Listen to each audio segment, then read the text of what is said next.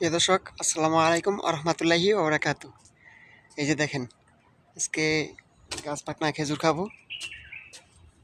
এই যে দেখেন, দেখছেন এই যে পাকা খেজুর, এটা কিন্তু পাকা, ঠিক আছে। এই যে গাছ পাকনা খেজুর, বাড়িতে তো আমরা অনেক আম, কাঁঠাল, গাছ পাকনা খাই। গাছ পাকনা তাও অনেক মিষ্টি হয় না।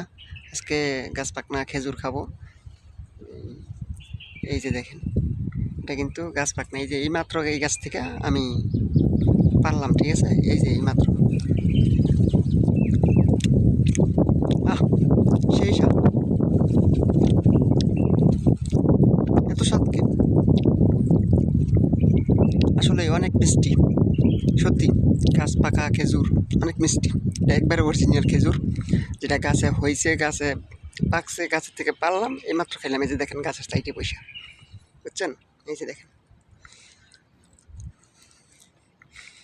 আসলে অনেক মিষ্টি,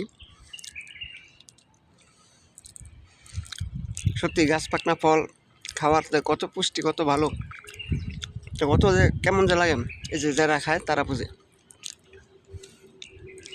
আল্লাহ হাফেজ।